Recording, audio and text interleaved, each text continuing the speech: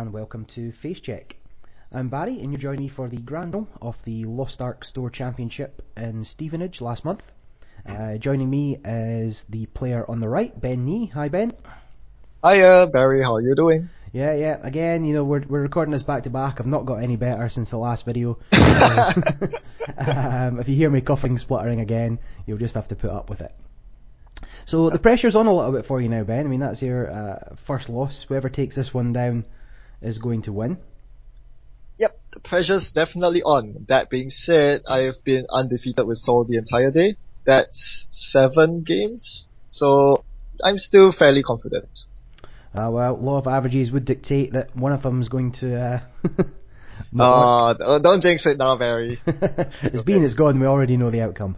Now, your shiny sleeves there are preventing us from seeing, but as New Angeles Soul, you've got a video up on your channel of kind of your reasoning behind the deck, but just a quick overview. What made you choose this over the more popular Near Earth Hub?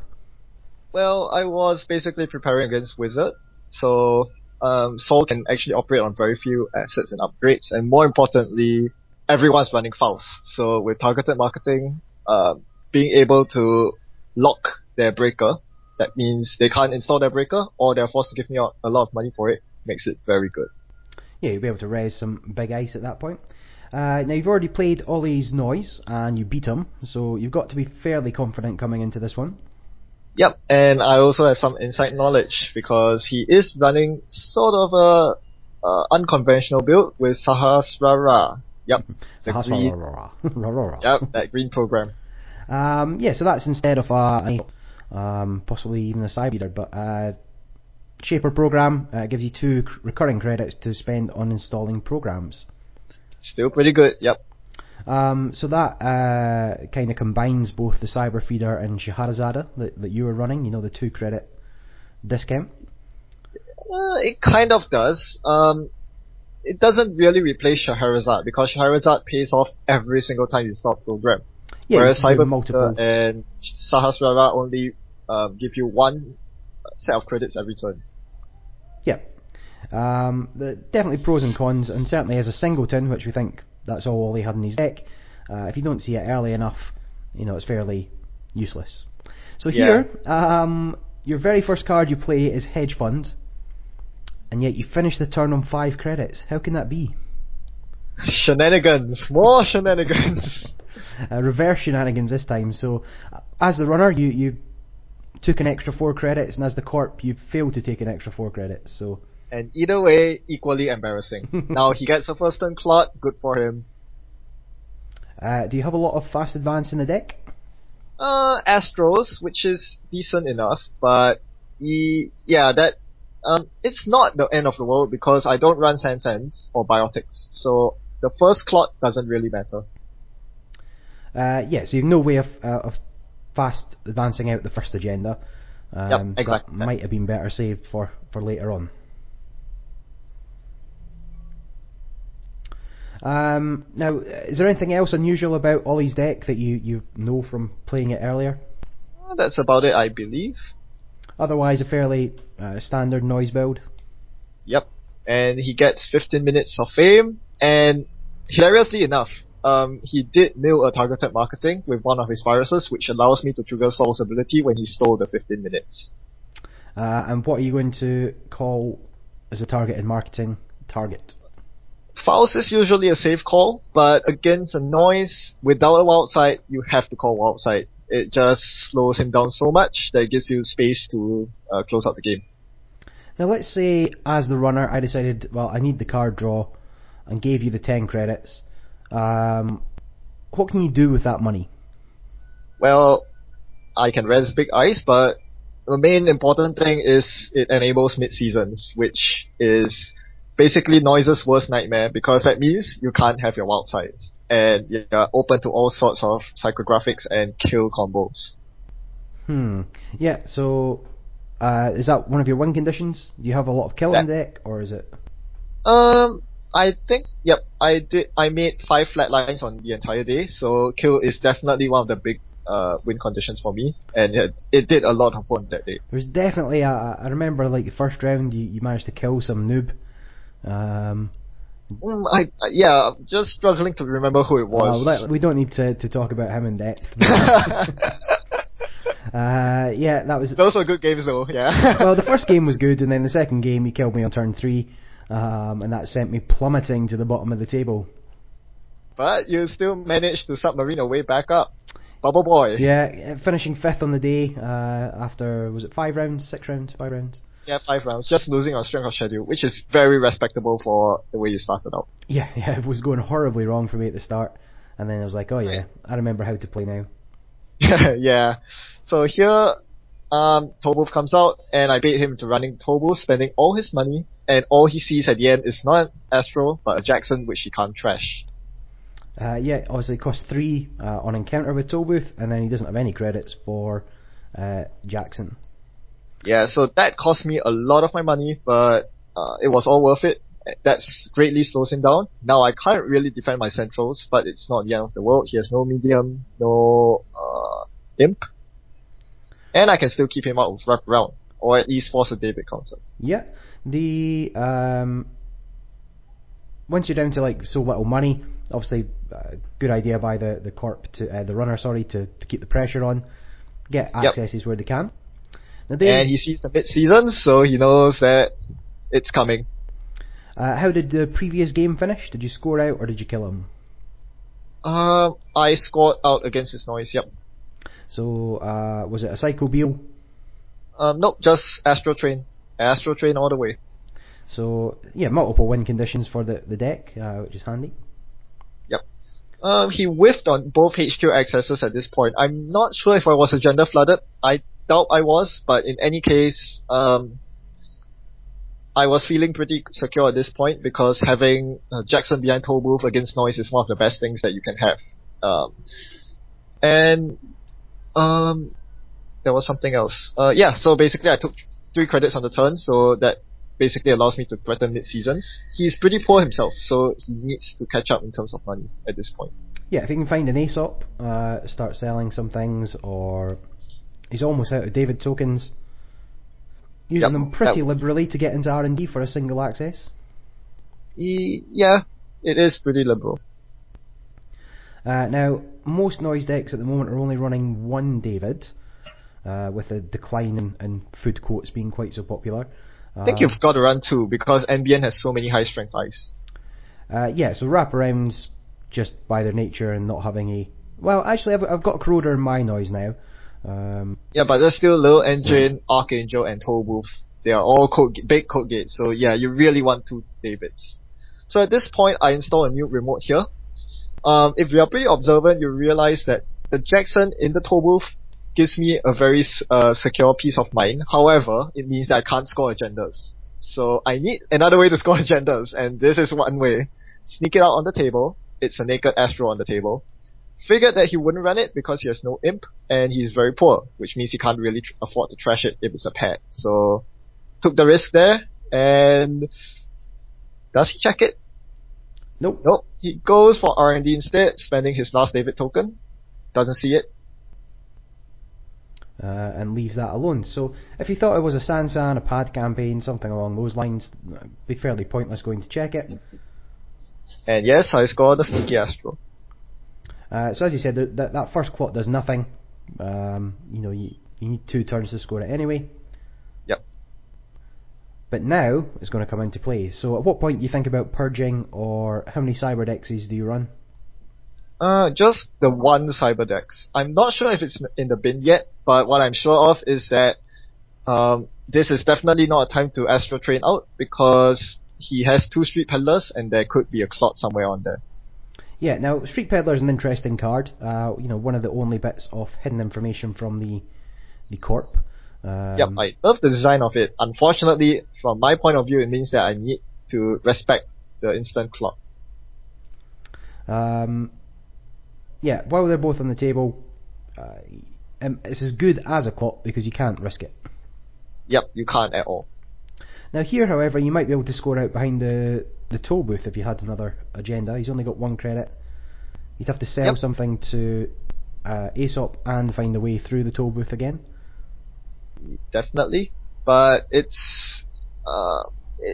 it's probably quite risky to do so, because when there's a will, there's a way, and he does have 5 sucker counters. That's something that you need to keep in mind. Yeah, he's got the 5 sucker counters, and as you say, there could be anything on those street peddlers. But yes, I decided to go for it because I needed to bait him into doing something. I can't just sit there and wait for a good time to purge. I'll lose by the time that rolls around. So I'm basically going to force him to run my toll booth at this point. If nothing else, the 3 credit tax is significant. Yep. So he sells something to Aesop and gets a parasite out, which is pretty annoying because this means that my toll booth is gone. Yeah, so 5 data sucker counter is going to wipe that out. And what then he accesses a Cyberdex. Any reason that you wouldn't res the Cyberdex on approach? And then as I put it in a bin, I realized that I should have resed it to purge the parasite. I placed the Cyberdex in the remote so that I could fast advance with Astro Train next turn or something. But I forgot that you could actually use it to get rid of sucker counters as well. So that was a very big mistake. Very, very big mistake. Now you've only got 1 Cyberdex, so that's in the bin now, and you've already ditched a Jackson. Yep. You didn't use them, you just overwrote them. Yes, because I think I did have a second Jackson in hand, and I could recycle the first Jackson, so why not? Now he's still not installed Wildside here, which is slowing down his draw on Ollie's side. We've seen numerous clicks every turn where he's just drawing. Do you think he's got Wildside in hand and just refusing to install it? Perhaps, but either way, you notice how few mills he's getting. Like, I feel comfortable enough trashing a Jackson from my remote. That shows you how secure I am. The fact that he isn't able to get that many mills as a regular noise is actually helping me a lot. That being said, I need to find a way to win. This is definitely not boding well for me with my toll booth gone. Yeah, now as long as he's got a credit or a credit on Sahasrara, you've got to respect the potential clock. But there he's just installed a data sucker from one of the street peddlers. And sold 1 to Aesop. So yes, he's definitely going to make a lot of money in time to come. And now the imp hits the table. Oh gosh, I wish I had that imp last game. That would have helped so much. You could have just searched your deck and installed one. Is that not how you do it? You wish. Well, imp is my worst nightmare. I don't want him coming to HQ and imping my kill pieces or my mid-seasons. So the wall static has to be res here, and I go for an agenda in the remote. So very difficult for him to get through 2 pieces of ice here with anything apart from Faust. But without the draw, very difficult for him to actually get through 2 pieces even with Faust. Yeah, feeling reasonably safe because he doesn't have Faust or David installed. So hopefully he won't think of contesting the server. Now here Ollie keeps looking at Street Peddler. At what point do you think, if it was a clock that's on there, he doesn't need to keep looking? I think at this point he's looking for breakers. Because of my newly installed remote. So he's definitely checking to see if he has breakers there. The clock, I'm not so sure. It may or may not be on there. So here he's got the Faust. And I rest the Archangel here, which would cost him 3 cards or David. He chooses the David on the Peddler. So this is both good and bad. The bad news is he's going to get through relatively easily. The good news is the final Peddler is gone. So he has no clone chips, no Peddlers. I can actually fast advance stuff using the Astro counter now. Yeah, so he gets through the Archangel, which you may or may not be able to see with your shiny sleeves. And then you choose not to res the other card. Yep, it was some other ice that he could break. Probably a wraparound. I forgot. Or a Quandary. Either wraparound or a Quandary. Either way, yeah. Oh, he got a 5-click turn. Yes. Yeah, took an extra credit. Man. Not going to make any difference. He doesn't go down to 0 again, but what's going through players' minds at this stage? I mean, you're 8 games, 9 games, 10 games in. What's going through our minds is, can we go to the bar? Can we go to the pub now? Yep. So dead.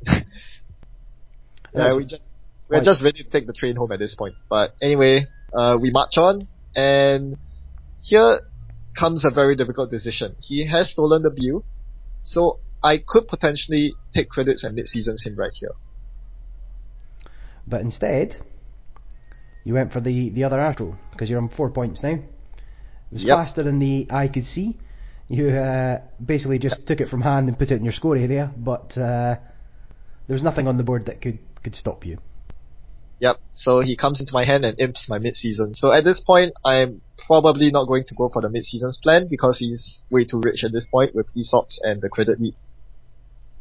Yeah, it'd be very difficult to come back from that unless he installs Wildside. But as it happens, you've got another Astro in hand. Top deck once again. So, yep, I'm on 6 points with the Astro counter. It's a pretty commanding position to be in, especially given that he still hasn't found his other clock yet. Now, at what point do you think about taking the 15 minutes back? If you can find that, then you win. Do you take it back now, or do you wait another turn? The problem right now is that I don't have the time to take 15 minutes back. The past 2 turns have basically been install advance, score Astro. So I need to wait for some time where I can actually afford the click to reshuffle it. So here again, he's running into R&D, trashes the Jackson. Oh, that's pretty painful, because that's 2 Jacksons in the bin now. Now, do you still have one in hand? I'm not I think I do. And there he overwrites David with no console out. He's only got 4 MU with the clock, so that should stop some of your shenanigans. Yep. Yeah, the 1 Jackson in hand isn't very secure though, because he does have fouls, he can get through HQ. That's definitely a problem if he mills my final Jackson. But there, Ollie made a massive mistake by installing clock before running archives. So not only did his clock get purged, but he triggered Palooza, so that gave me enough money to do whatever I want. Unfortunately, I don't have the winning agenda in hand. So... Now with the runner on 5 points, you've got to consider taking 15 minutes back. Oh, definitely. So I'm definitely thinking of how I can get a win right now. So what I do right here is to install the Jackson in the remote. This basically to prevent me from losing on archives in case he mills lots of stuff. Yeah, and then I reshuffle the 15 minutes, as you said, to prevent him from top decking a win. Yeah, I mean, without David, it's a little bit more difficult to get into R&D, but not impossible. Yep, it's getting really tense. I definitely wasn't expecting him to come this close to victory. There's a lot of marbles on the line right now, and we are both pretty nervous about it. So, how many store champs have you been to before this one? 3. Pretty lackluster performances in them. Only made 1 cut, which could have been a lot better. Well, so you had the London Dark Sphere of 80 people or whatever it was. Yep, and Reading and Brighton, which were 55 and 52 people. Yeah, I mean, they're not small store championships, so... Yeah, they're not. That being said, been practicing quite a bit on Jinteki.net, so I was expecting a little better, but, well, that's the way it goes. A lot of strong players over here on this side of the pond. Now there he's got 2 viruses down, milled 2 cards. And could be the win. It was the win. He did mill a Palooza and a Bew using those 2 viruses. Of course, running archives wouldn't win him because I did have a Jackson in the remote. However, if he had a Hades shard at this point, he wins. He just takes a trophy and goes home. So I am pretty nervous at this point. Very, very nervous. Well, again, you got to be careful the same thing doesn't happen next turn. Oh, there he goes. He's installed Wildside, giving you 10 credits for targeted marketing. So he finally caved in. Now, this Wildside isn't going to do him a lot of good. He's just going to lose clicks, and the card draw isn't going to really pay off because he installed it so late. On the same token, the 10 credits isn't going to really help me, but it doesn't matter either way because I have a fast track, and that allows me to win with 15 minutes. Yep, so fast track for any 2-1. Install Advance Astro. Yep. GG. So that was it. Congratulations. Hard fought, but somehow managed to overcome the 4 credit handicap to win. Well, what you witnessed there is the exact reason that I want to run 3 clocks tomorrow. If you can't find them early enough, then it just ruins your whole day against any sort of yellow cards. Yeah, I think that's a very reasonable call, and there will be a lot of yellow decks running around, so 3 clots in the noise deck is a pretty good call. Yeah, I mean, it doesn't hurt. If nothing else, it's a virus. I'll probably be installing it for almost free. And so many ways to recur it. Been so many games you just manage to clock lock the corp out, and it's not a dead draw against HB or Well, maybe a little bit more against the other corps, but it's a good card. Yeah, it's still a virus, and it's still Aesop's food. Why not? So, after your victory there, I mean, was there anything you would have done differently? Maybe take those 4 credits at the start? Yes, definitely. No shenanigans, and probably, rest the Cyberdecks as well. Those were really the main mistakes. But that really, that really could have changed the game. But thankfully, still managed to come out on top. Yep. Do you ever watch back your games? I mean, obviously you do on your YouTube channel. So again, if anybody's not following Ben on YouTube, it's you can search for him, BEWNT, and also find you on Twitter at Beyoken, BEYOKEN. Yep. Or check the video description. I'm sure Barry will put a link to it. Yep, or check the links. When you watch them back, do you see yourself making mistakes and learning from them? Oh hell yeah! But in person, it's a lot tougher because stress gets up to you. It's hours and hours of lightweight play on end. Not much experience on this side. Yeah. I always try and get more games in. Even if I make the cut or not, it doesn't matter. I'll play in between rounds. I don't care. Yeah, that's a pretty good way to train your stamina. I mean, who knew you need stamina for this? But it really does help. Yeah, me and Conrad were sitting watching the games. Had a cup of coffee, just watching you guys. At one point you all were even doing commentary by the side. Yeah, I think we actually gave you a little bit too many hints. I think if we weren't doing that, you would have potentially lost there. And nothing game changing, but still very interesting commentary nonetheless. I'll maybe release the raw files at some point in the future. Alright, so that's all we've got from the Stevenage Store Champ. We'll be having a number of other Store Champs filmed. I do have some videos sitting, and I'll hopefully record Leisure Games Store Champs tomorrow. However, I still can't find my tripod. That's a pity. I don't know what I've done with it. How does somebody lose a tripod? Well, it's okay, as long as you are innovative enough. Like for this Store Champ Finals, you basically created your own recording tower. Yeah, it was Dice Tower on top of deck boxes, which is why it was maybe a little bit too zoomed in, but we got there in the end. We got the footage that we needed. Yeah, good stuff. Well, thanks again for inviting me over, Barry. Yeah, it's been emotional. And until next time, this is FaceCheck, jacking out.